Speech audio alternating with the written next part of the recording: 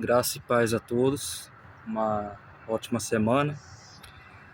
E eu venho mais uma vez aqui para falar da palavra de Deus com cada um de vocês, atualizar com relação ao conteúdo, da palavra de Deus.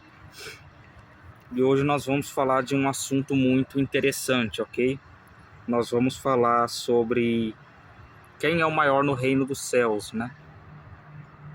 Tem muitas coisas a falar, nós vamos falar também sobre Mateus 25, que vai falar sobre o juízo final,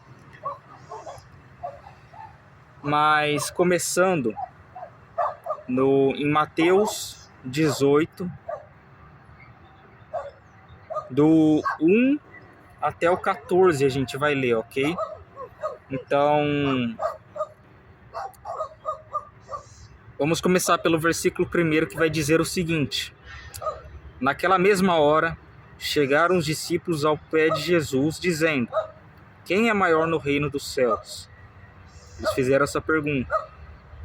E Jesus, chamando uma criança, a pôs no meio deles e disse: Em verdade vos digo, se não vos converterdes e não fizerdes como crianças, de modo algum entrareis no reino dos céus.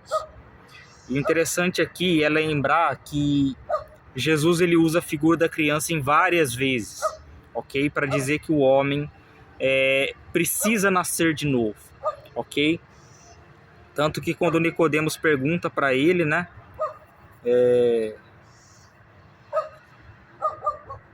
basicamente sobre o caminho da salvação, ele fala que o homem tem que nascer de novo, ok?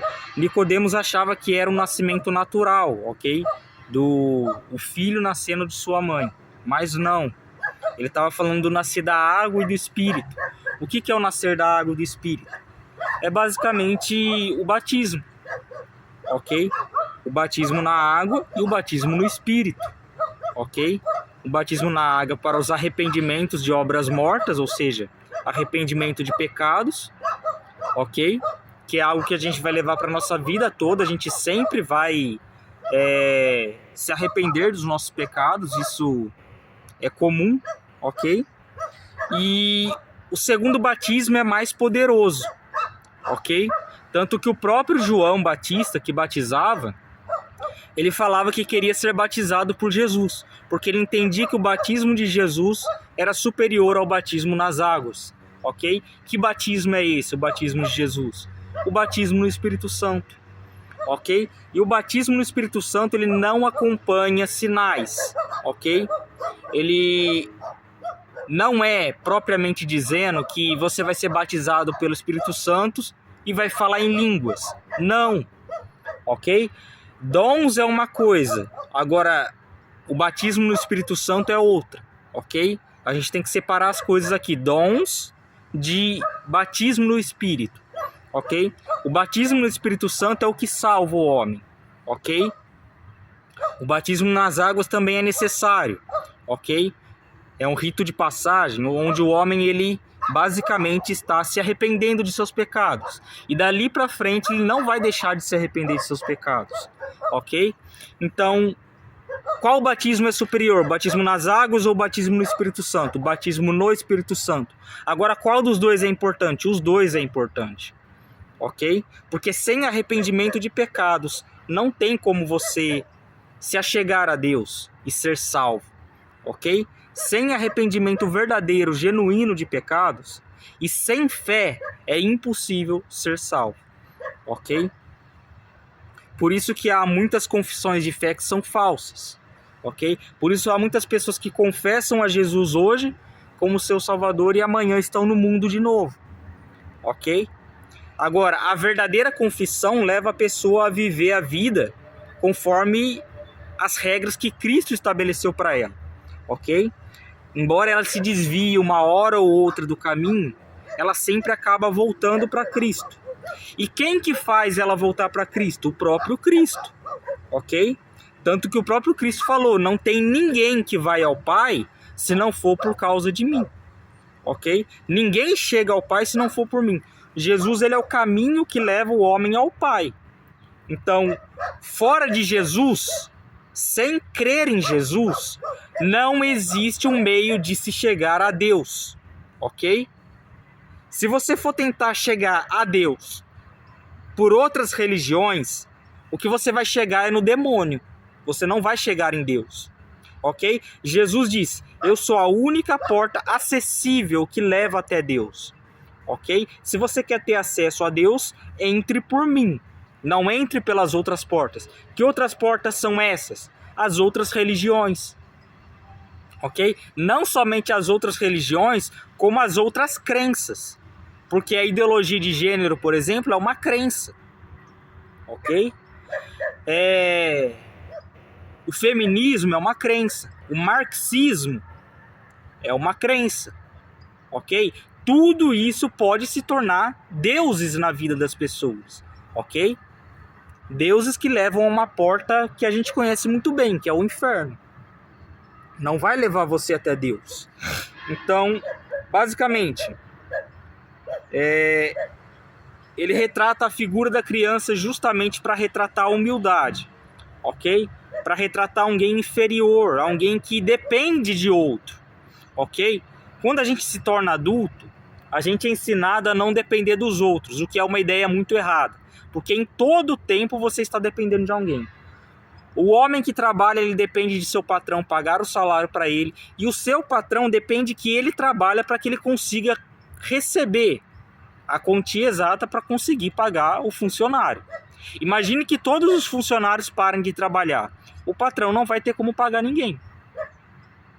Compreende? Então, o patrão é dependente do funcionário e o funcionário é dependente de seu patrão. Então, basicamente, ambos são dependentes, mas o que acontece na maioria das vezes é que ninguém reconhece isso, ok? Então, o que acontece? Você é dependente de alguém o tempo todo, quer seja dos homens ou quer seja de Deus. E falar a verdade, você é muito mais dependente de Deus do que dos homens. Porque certamente, se Deus não te desse vida hoje, você nem vivo estaria. Então, basicamente, ele continua o sermão dele aqui dizendo o seguinte. No verso 3, eu vou recapitular.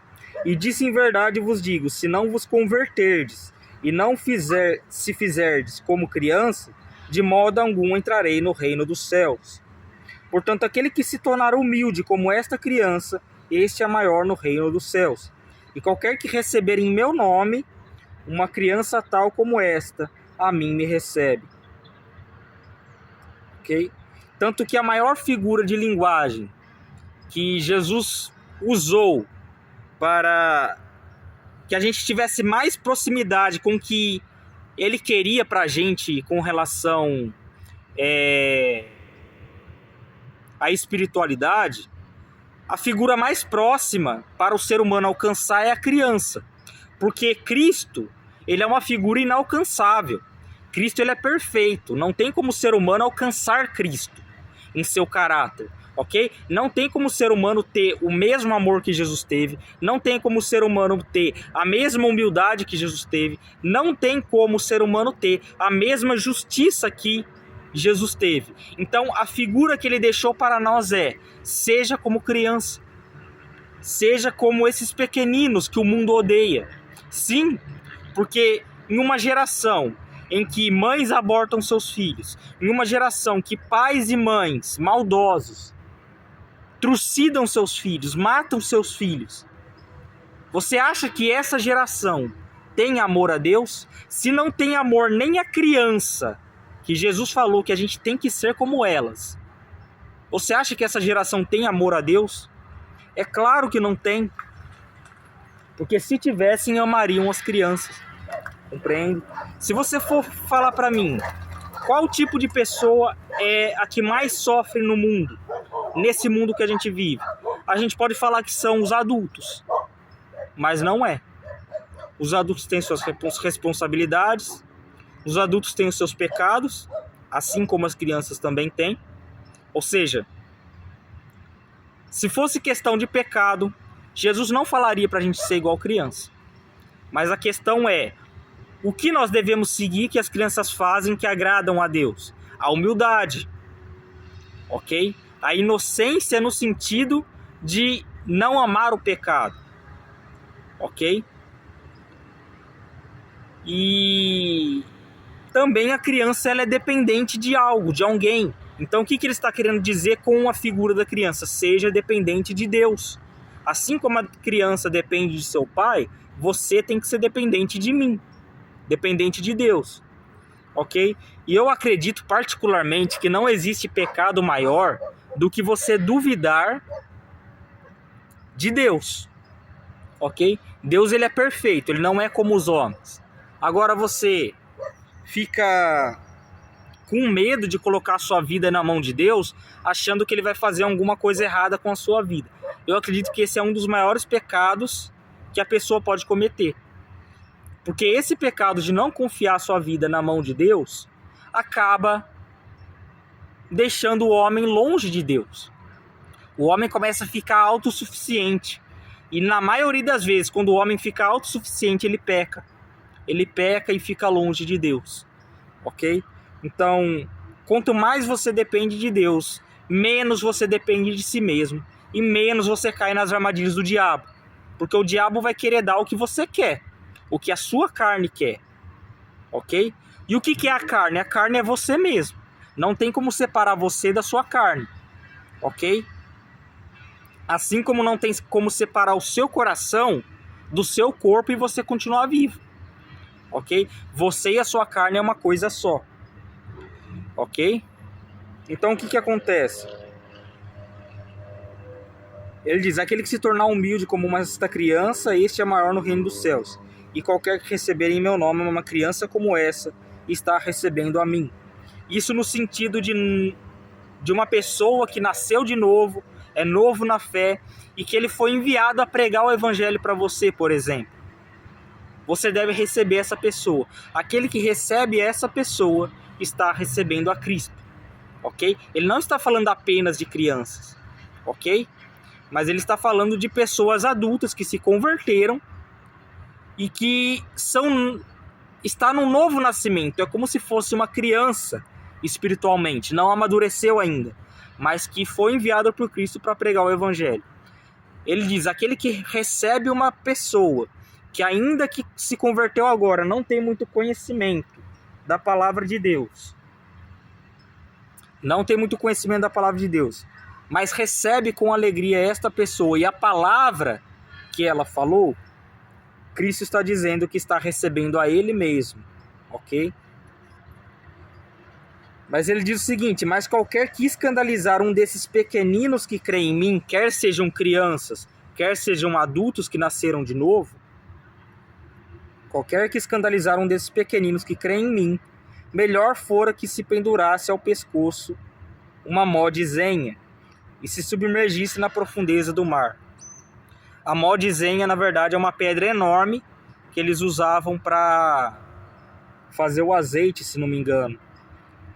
E por que ele está falando? É melhor que você se mate do que escandalizar esses irmãos na fé, vamos dizer assim.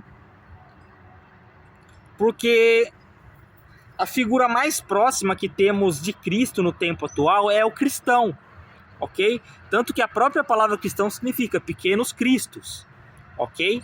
Não foi os cristãos que aderiram a essa linguagem, ok? De se chamarem cristão. Pelo contrário, o mundo colocou nos cristãos, né? Colocou este rótulo de chamá-los de cristãos. Mas você percebe que eles mesmos não se chamavam assim, ok? Até um certo tempo. Agora, no tempo atual, que a gente separa cristãos do mundo, ok? Mas no tempo passado, não. Eles se chamavam de crentes, aqueles que criam e aqueles que não criam em Cristo, ok? Então, isso não mudou. Aquele que é cristão sempre vai crer em Cristo. Aquele que não é, não vai crer, ok? Ainda que tem pessoas que parecem crer em Cristo, mas não creem de maneira nenhuma, ok? Porque a vida dela não condiz com aquilo que ela crê, ok? Porque se condizessem, estariam praticando a palavra de Cristo, ok? E diz o seguinte: ai do mundo por causa dos escândalos, porque é mister que venham os escândalos. Mas ai daquele homem por quem o escândalo vem. Quando o mundo peca, já é escandaloso demais, ok? Quando as pessoas do mundo pecam, já é escandaloso demais. Mas e agora quando a pessoa diz que é cristão e comete muitos e muitos pecados e não se arrepende? Eu não estou falando do verdadeiro cristão aqui, ok? Estou falando do falso cristão. Quando a pessoa faz isso, ela que deveria ser um exemplo para as outras, não acaba escandalizando muito mais? Tanto que no Antigo Testamento havia passagens nos profetas em que o profeta dizia o seguinte, ordenado por Deus, que Israel, eles tinham o verdadeiro Deus com eles, e as outras nações tinham seus deuses falsos. Só que Deus diz o seguinte para eles: essas nações que têm seus deuses falsos não abandonaram seus deuses para seguir outro. Mas Israel, tendo o seu Deus verdadeiro, abandonava o seu Deus verdadeiro para seguir muitos outros deuses. E no final, a conclusão de Deus era qual? Israel escandalizou o mundo mais do que esses povos pagãos. Ok? Por que escandalizou o mundo muito mais do que esses povos pagãos? Porque eles já estavam acostumados à idolatria, mas Israel não. Israel não estava acostumado à idolatria. E decidiram, por unanimidade, abrir mão de Deus para ter vários ídolos. Ok? E isso foi muito mais escandaloso do que o pecado dos gentios. Então, isso é uma figura para os tempos de hoje, de que o cristão, ele tem uma grande responsabilidade em suas mãos, compreende? De carregar o nome de Cristo, o verdadeiro Deus. E que se ele pecar ou fazer qualquer outra coisa, isso vai escandalizar, ok? Então, Cristo não fala, ai do mundo por causa dos escândalos apenas. Ou seja, ele condena as duas coisas, o mundo pelos seus pecados e os falsos cristãos pelos seus pecados, ok? Porque o verdadeiro cristão, ele se arrepende, mas o falso cristão, ele não se arrepende, compreende? Ele é um homem insensível, o falso cristão. Ele diz, portanto, se a sua mão ou seu pé te escandalizar, corta-o e atira-o para longe de ti. Melhor é entrar na vida coxo ou aleijado, do que tendo 2 mãos ou 2 pés, seres lançado no lago de fogo. Ok? Então aqui ele está ponhando uma regra. Qual regra é essa? Prefira que os seus membros sejam arrancados para que você não peque, do que basicamente você continuar pecando, compreende? Ou seja, aqui Jesus está falando do seguinte, não é para você pegar e arrancar o seu braço, é para você ser radical com o seu pecado, ok? Se tem algo que você está pecando com os olhos, procure desviar o olhar o quanto antes, ok? Se tem algo que você está pecando com a sua boca, procure não falar palavras que te levem a pecar, ok? Ok? Quer seja contra os homens, quer que seja contra Deus. Se tem algo que você está praticando com as suas mãos que te faz pecar, que te faz escandalizar, corta, arranca de ti. O que é esse arranca de ti? Pare de praticar imediatamente. Ok? É isso. E se o teu olho te escandalizar, arranca-o e atira para longe de ti. Melhor é entrar na vida eterna com um só olho, do que tendo 2 olhos, seres lançado no fogo do inferno. Vede, agora aqui ele dá um alerta muito importante. Vede, não despreze nenhum desses pequeninos. Ou seja, não despreze nenhum cristão verdadeiro. Ok? Mas a minha orientação para vocês é, como nós não sabemos quem são cristãos verdadeiros ou falsos, porque existem muitos falsos que fingem muito bem, então tratem todos bem, ok? Não despreze a ninguém, ok? Porque eu vos digo que os seus anjos no céu sempre vê a face de meu Pai que está no céu. Porque o Filho do Homem veio salvar o que havia se perdido. Ou seja, os verdadeiros cristãos, no momento de sua vida, eles não estavam perdidos? Estavam. No momento em que eles estavam perdidos, nós não olharíamos para eles e falaríamos, eles são mundanos. E de fato estavam sendo mundanos, né? Mas eles se arrependeram, creram no Evangelho e mudaram a sua trajetória por causa da graça que foi conferida a Deus. Ok? Que Deus deu a eles. Então, ele veio chamar pessoas que estavam totalmente perdidas. Eles não veio... Tanto que Jesus diz, eu não vim chamar justos, mas os pecadores ao arrependimento. Ok? Ou seja, quem são esses justos? São pessoas que se consideram boas demais a ponto de não enxergar pecado em si mesmo. Essas pessoas nunca vão ter um pecado para confessar. Mas agora Jesus diz, aqueles que confessam seus pecados, é esse que vim chamar. Não vim chamar justos, mas pessoas que se consideram as piores dentre as piores, mas que se arrependem de seus pecados. Não vim chamar justos, mas pecadores ao arrependimento. Isso é que somos. Somos pecadores, não somos justos. Se temos alguém aqui para falar que é justo, esse justo é Deus. Os homens não é justo. Os homens não contêm a perfeita justiça que Deus exige em sua lei. O único justo aqui é Deus. O resto é tudo pecador. Ok? É tudo farinha do mesmo saco. Ok? Então, cabe a nós nos arrepender. É o que a palavra diz o tempo todo. Arrependa-se de seu pecado e venha para Cristo. Ok? Ele diz o seguinte: o que vos parece? Se um homem tiver 100 ovelhas e uma delas se desgarrar, né? Não irá pelos montes deixando as 99 em busca da que se desgarrou, né? Que se desviou? E se por acaso achar ela, em verdade eu vos digo que maior prazer tem por aquela do que pelas 99 que não se desviaram. O que ele quer dizer com isso? Imagine que essas 100 ovelhas representam a totalidade dos cristãos. Eu sei, é muito mais o número dos verdadeiros cristãos na Terra, tá? Mas vamos dizer que esses 100 representa todos os cristãos verdadeiros no mundo. O que Deus vai fazer?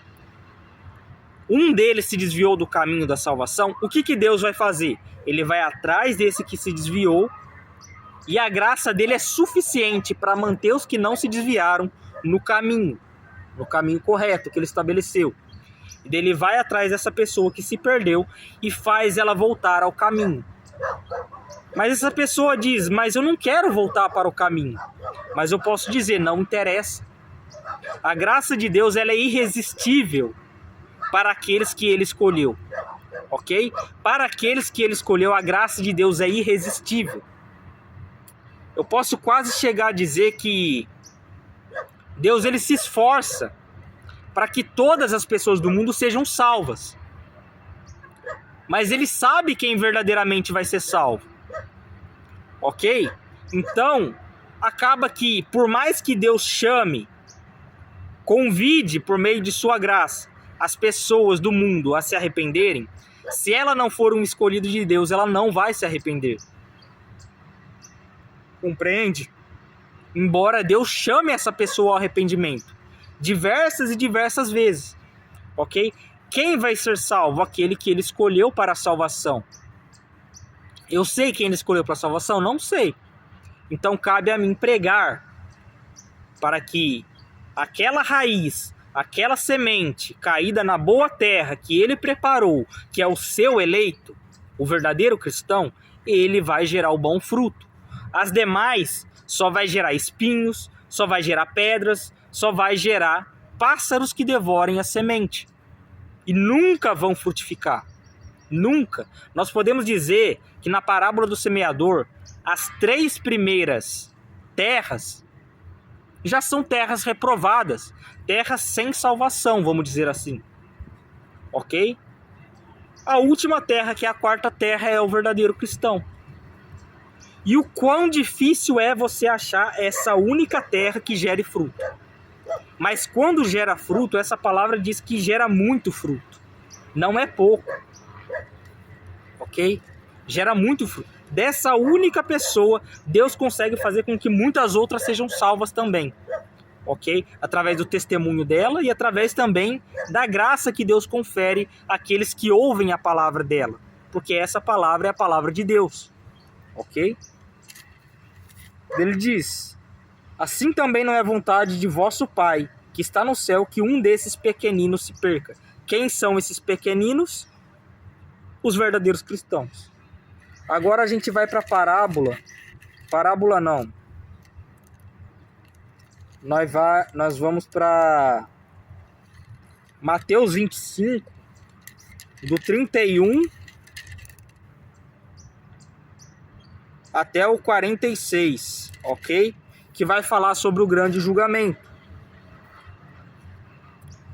Diz o seguinte: e quando o Filho do Homem vier em sua glória, e todos os santos anjos com ele, então se assentará no trono de sua glória.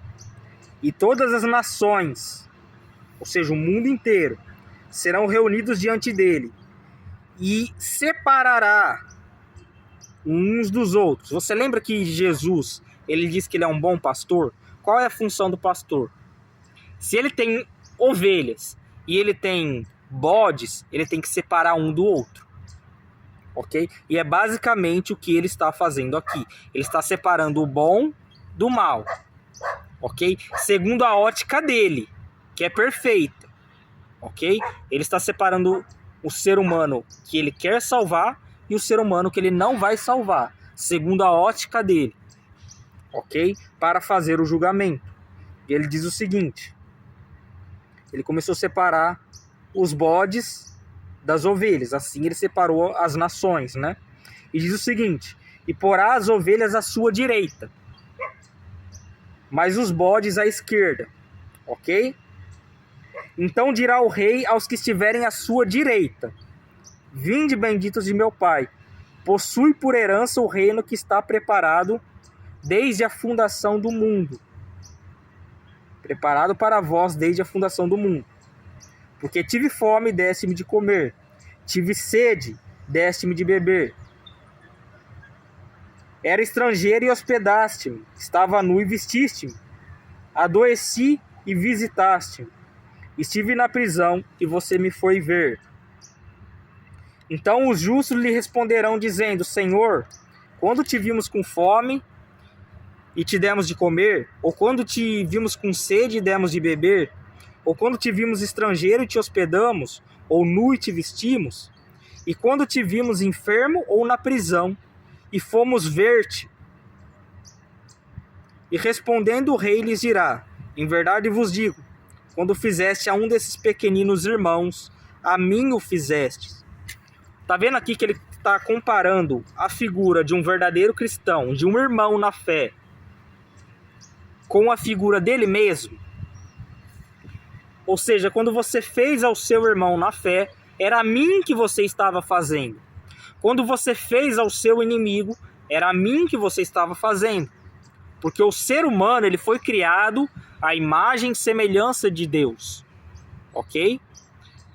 A semelhança de Deus foi corrompida com o tempo? Foi.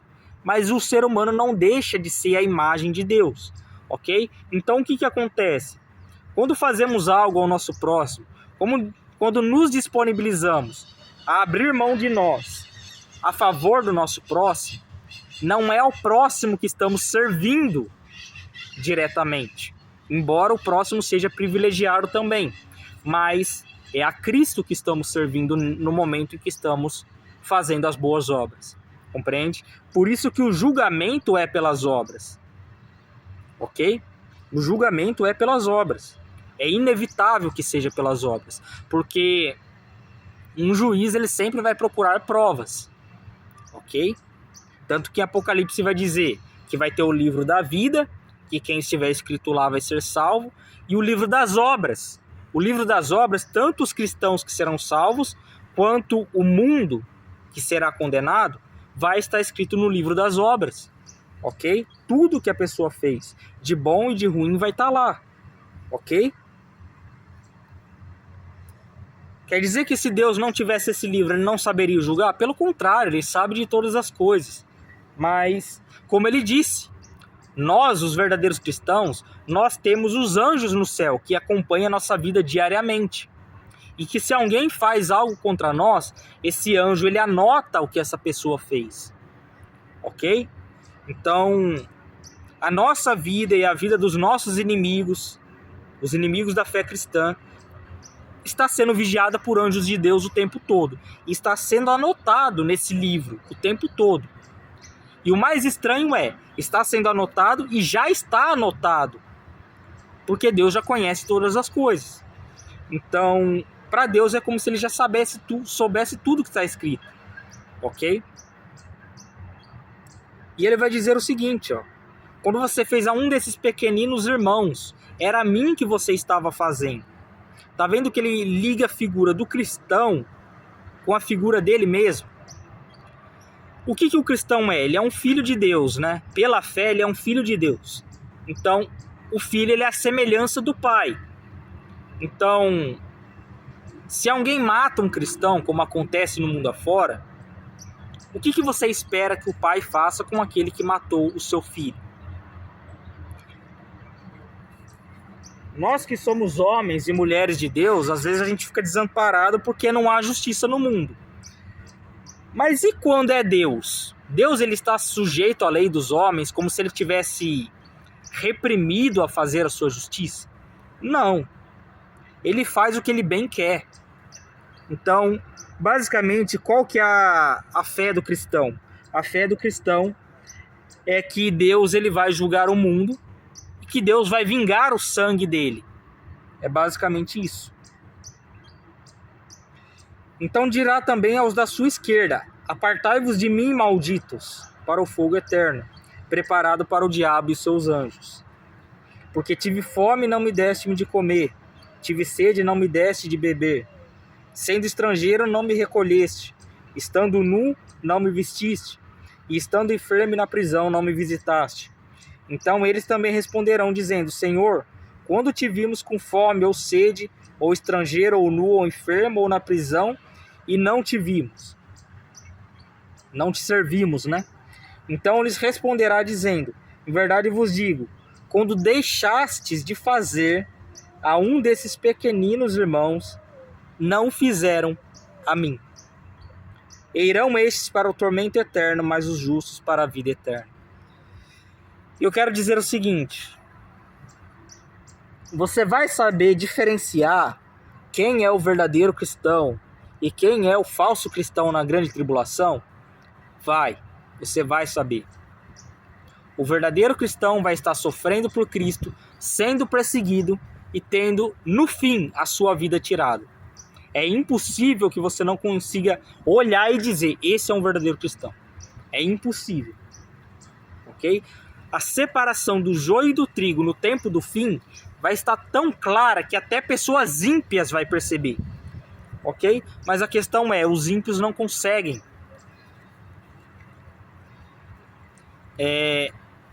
desenvolver a mesma fé. Imagine o seguinte: a pessoa que nunca morreu para si mesma, a pessoa que nunca matou os seus desejos carnais, ela vai matar na última hora? Eu acho muito difícil que ela faça isso. Ok? Nós temos poucos exemplos como o ladrão na cruz, porém, ele é uma exceção, não uma regra. Ok? Ele é uma exceção. Por quê? Porque ele não teve chance de fazer nada. Mas agora nós que temos chance, nós não podemos dar a desculpa e dizer: eu não podia fazer nada. Ok? Então o que acontece? Aqueles que não são cristãos vão poder se sustentar na grande tribulação. Aqueles que não são, aqueles que não são cristãos, que são mundanos, eles vão ter a marca, eles vão se sustentar. Aqueles que são cristãos não vai ter a marca, eles não vão conseguir se sustentar. E eu creio que terá regras rígidas para aqueles que tiverem a marca, para não ajudar os cristãos. Ok? Então vai acabar o quê? Os cristãos vai ficar desfavorecido, vai ficar sem auxílio, sem ajuda. E nesse contexto da grande tribulação, Deus vai julgar o mundo utilizando seus filhos como exemplo. Olha, você não tinha a marca?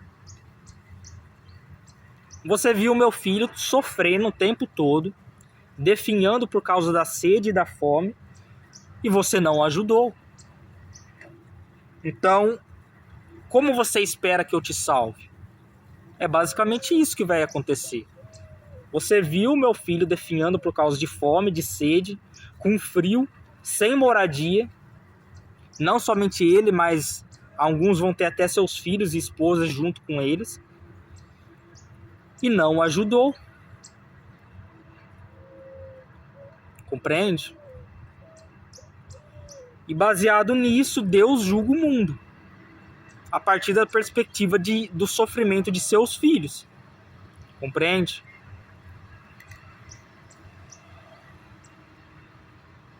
Os cristãos, enquanto eles podem ajudar as pessoas, eles ajudam. Quando ele já não tem mais como ajudar com o dinheiro, tudo que resta para ele é a fé e Cristo. E o verdadeiro cristão ele não vai abandonar a fé e nem Cristo, a ponto de morrer pelos dois, ok? E vai acabar que ele vai ser salvo. Os cristãos que já morreram no tempo presente, eles estão num lugar melhor do que nós. Um lugar que todos nós desejaríamos estar agora mesmo, ok? Ele está num lugar onde não tem sofrimento, um lugar onde não tem angústia, um lugar onde ele está totalmente seguro com Deus.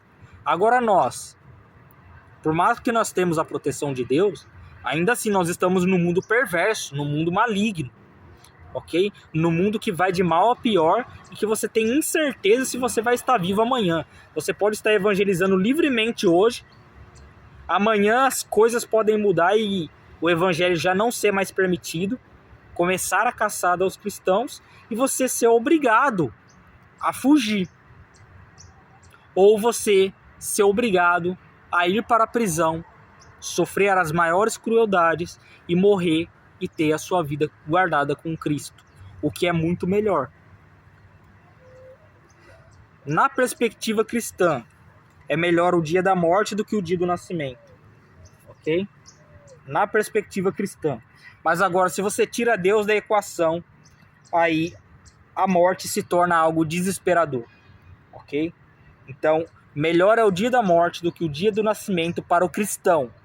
Para o mundo, o dia da morte é um desespero, ok?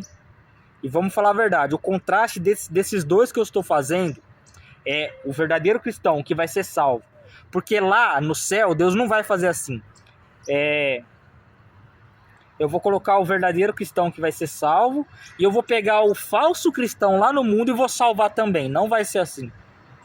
Não vai ser assim. Ok?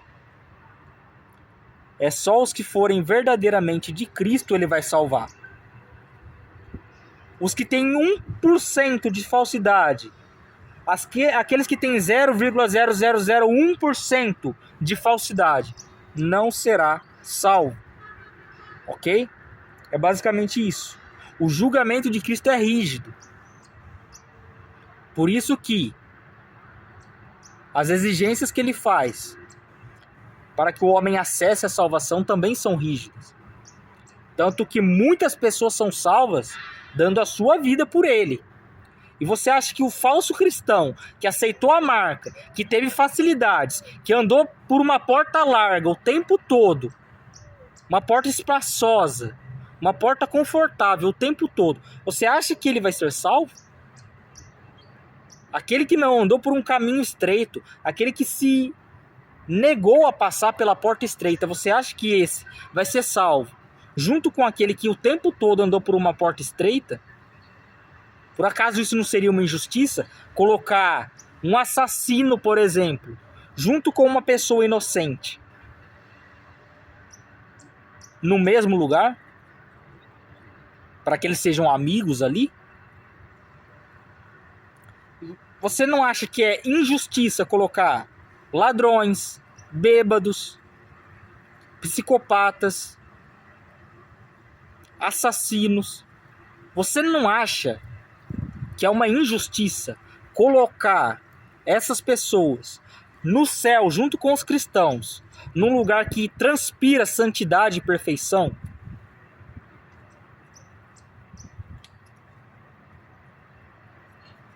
Não é justo. De maneira nenhuma é justo. E talvez as pessoas que sejam salvas vejam até seus familiares no banco do réu daqueles que serão condenados. Compreende? É triste dizer isso? É triste. Porém, a justiça de Deus ela é perfeita. A partir do momento que você morre, você está com Cristo, você já não tem um corpo carnal. Você já não pensa mais com as limitações da carne. A justiça que você pede de Deus, você confia que essa justiça é perfeita. Ok? A ponto de que, se sua mãe e seu pai for para o inferno e você não vai se entristecer com isso.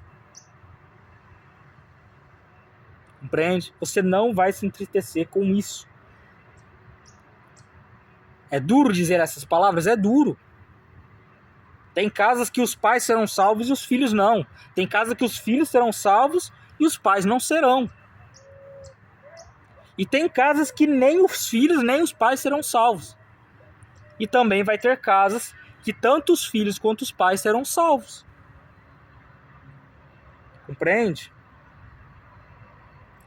Eu não acredito que vai ter uma vinda secreta de Cristo e que uma parcela dos cristãos serão arrebatados e o resto vai ficar. Não. Não é assim que Deus trabalha. Deus ele não vai privilegiar ser humano nenhum. Se vai ter cristão na grande tribulação, então não vai ter cristão indo para o céu primeiro. Compreende? A grande tribulação começa. E essa é a cronologia de Apocalipse. A grande tribulação começa, vem a perseguição aos cristãos. Na 7ª e última trombeta, Cristo volta. Aí sim, os mortos em Cristo serão arrebatados e serão salvos. E depois aqueles que estiverem vivos, que sobreviveram à grande tribulação, esses serão transformados e salvos também. Aí sim, na 7ª trombeta, não existe mais pessoas para ser salva no mundo. Ok? Aí vem o juízo. Qual é o juízo? As 7 taças da ira de Deus. Ok? Na conclusão da 7ª taça, ele faz o seu julgamento, condena o anticristo, o falso profeta. Ok? E basicamente ele começa o julgamento. E do julgamento ele cria um novo mundo para os seus filhos. Ok? E condena aqueles que têm que ser condenados. É basicamente isso que acontece. Então, segundo a perspectiva cristã, a fé em Jesus é o que salva. A salvação é pela fé, exclusivamente pela fé. O que é a fé? É a confiança total em Deus acima de qualquer circunstância. A gente pode colocar a fé como isso. Confiança total em Deus acima de qualquer circunstância. Se eu estiver sofrendo dores, torturas por amor de Cristo, se eu estiver passando fome, sede, qualquer tipo de circunstância ruim, você pode ter certeza. A verdadeira fé não muda quem Deus é e não questiona a bondade de Deus em razão do sofrimento presente. Ok? A verdadeira fé leva a pessoa a pensar assim. Ainda que ela sofra as maiores crueldades em sua vida, ela não questiona a bondade de Deus e a misericórdia de Deus. E ela não questiona a justiça de Deus com relação ao sofrimento que ela possa sofrer. Mas ela confia totalmente em Deus, que Ele pode sustentar ela nesse sofrimento, para que por meio de sua morte ela alcance um bem maior. Que bem maior é esse? A salvação eterna. Um lugar onde você não vai sentir dor, um lugar onde você não vai sentir sede, frio, fome, você não vai sentir nada dessas coisas. Um lugar onde você vai se tornar dependente de Deus. Ok? Um lugar onde você vai viver a sua eternidade. Então eu te faço uma pergunta. É razoável trocar a eternidade, que é um tempo indeterminado, um tempo que nunca vai acabar, por meros 70 anos de vida, mais ou menos, que nós vivemos nessa terra? É uma loucura fazer isso. O homem tem que ser muito louco para trocar a eternidade por 70 anos. Compreende? Por isso que a perspectiva cristã leva a pessoa a ser mais otimista do que o mundo mesmo. ok? Só que eu vou falar a verdade, o otimismo pode ser uma ilusão, ok?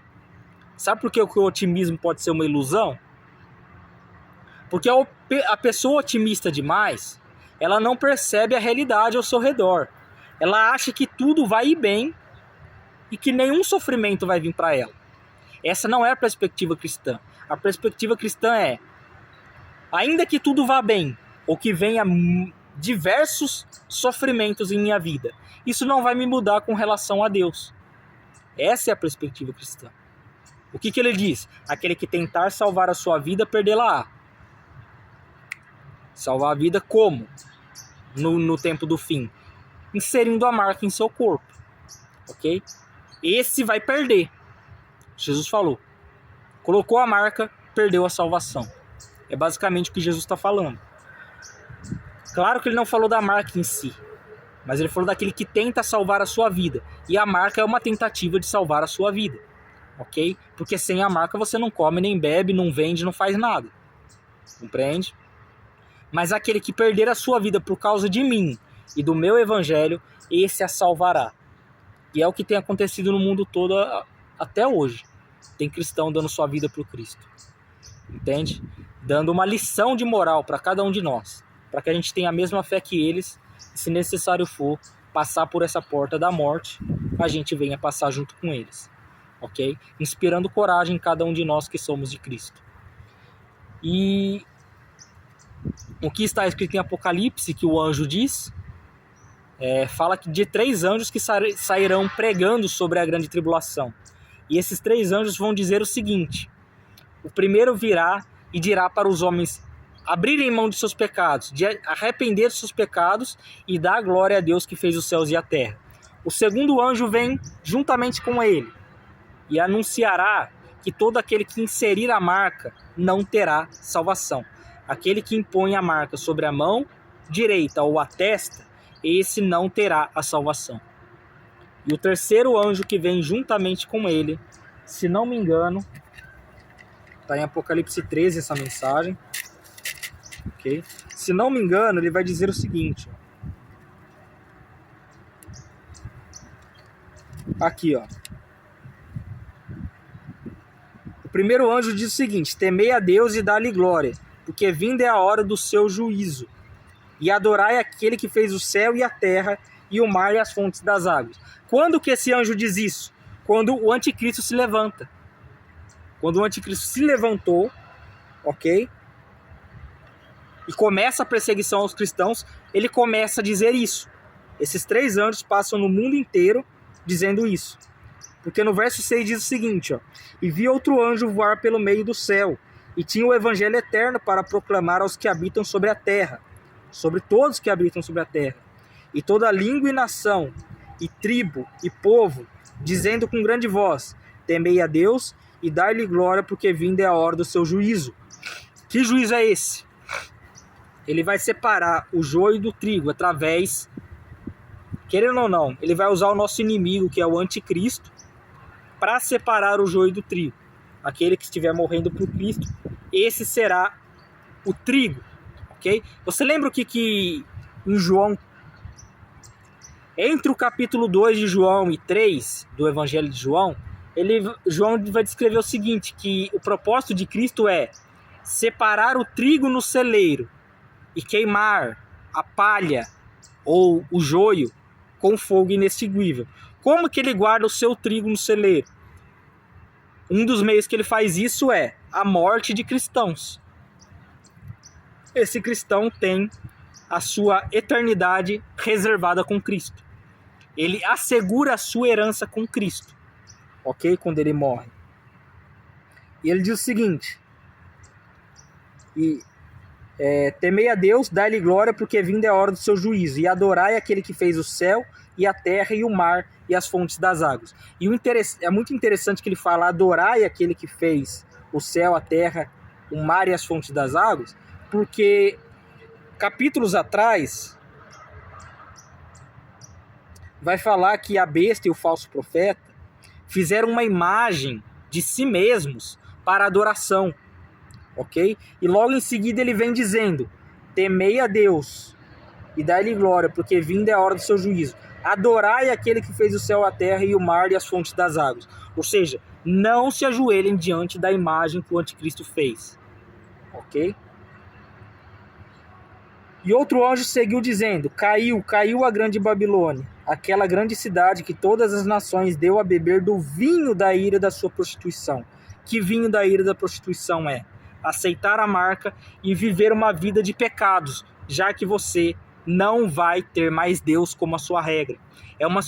Será uma sociedade que vai abandonar Deus por completo, ok? Seja dos livros de história, seja nas religiões, vai abandonar Deus por completo. E se não abandonar, vai distorcer tudo sobre ele, ok? E no verso 9 diz o seguinte: o terceiro anjo seguiu dizendo com grande voz: se alguém adorar a besta e a sua imagem e receber o sinal na testa ou na mão. Ele fala de duas coisas, basicamente: adorar a besta e a sua imagem. Tanto que vai falar que ele comunicou fôlego à imagem da besta. O mais próximo de imagem que a gente tem, que tem fôlego de vida, que a gente tem nos tempos atuais, é a tecnologia, é a inteligência artificial, basicamente, ok? Os robôs humanoides. Então, ele vai fazer uma imagem para sua própria adoração, ok? E ele vai querer ser adorado, e ele vai obrigar as pessoas a colocarem a marca, com o pretexto de, se não colocar, perderão suas vidas, ok? Então, o que vai acontecer? Esse anjo está dizendo: não adore a imagem da besta, não adorem a besta e não recebam a marca, o sinal na testa ou na mão. Também, porque se acontecer isso, também o tal beberá o vinho da ira de Deus, que se deitou não misturado no cálice da sua ira, e será atormentado com fogo e enxofre diante dos santos anjos de Deus e do Cordeiro. E a sua fumaça do seu tormento sobe para todo sempre. E não tem descanso nem de dia nem de noite os que adoram a besta e a sua imagem, e aquele que receber o sinal do seu nome. Aqui está a paciência e a fé dos santos. Aqui está a paciência dos santos. Aqui estão os que guardam os mandamentos de Deus e a fé em Jesus Cristo. Veja o quão importante essas duas coisas: guardar os mandamentos de Deus e a fé em Jesus Cristo, que é as coisas que salvam, né? A coisa que te salva é a fé em Cristo, mas a prática dos mandamentos, o amor ao próximo, essas coisas são todas necessárias, ok? E eu ouvi uma voz do céu que me dizia: escreve, bem-aventurados os mortos, que desde agora morrem no Senhor. Sim, diz o Espírito, para que descansem dos seus trabalhos e as suas obras os acompanhem. Então, na grande tribulação, os cristãos que estiverem morrendo, estarão morrendo para descansar de seu trabalho na terra, tendo a sua vida assegurada por Cristo e tendo total certeza de que herdarão a eternidade, o reino dos céus, né? Que foi separado antes da fundação do mundo. Então fica esse alerta. Quando chegar esse momento, você vai reparar essas coisas estranhas acontecendo. Um homem se levantando, querendo adoração, fazendo uma imagem para si, obrigando todos no mundo a colocarem uma marca. Se não colocar, é morto. Anjos pregando no mundo inteiro, falando para que as pessoas não coloquem a marca, ok? Não adorem o anticristo. Se adorarem o anticristo, receberão a condenação eterna. Ou seja, nós cristãos que não temos a capacidade talvez de pregar para o mundo inteiro, esses 3 anjos vão pregar para o mundo inteiro. E aí, qual que vai ser a desculpa das pessoas? Ok? Ah, mas passou uma voz no céu. Eles vão inventar um monte de coisa. Vai falar que não era anjo pregando. Vai inventar um monte de desculpa para dizer que é normal. É normal, não tem nada a ver. É mais um dia normal na Terra. Entende? Não caia na deles. É um aviso do céu, é um aviso de Deus, enviando 3 anjos para dar um alerta. E a questão é, só vai ouvir quem é o verdadeiro cristão mesmo, porque o restante não vai conseguir dar ouvidos a essas palavras. Eles vão achar que é bobeira, ok? Mas quando chegar essa hora, para você que é um verdadeiro cristão, tenha total certeza. É um aviso do céu, é um aviso de Deus. Entre pela porta estreita pela última vez, passe pela morte se tiver que passar, para que você assegure sua herança no reino dos céus, juntamente comigo, ok? Porque eu também quero passar por essa porta. Eu também tenho lutado para que Deus me dê coragem, sabedoria como os homens do passado tiveram, para que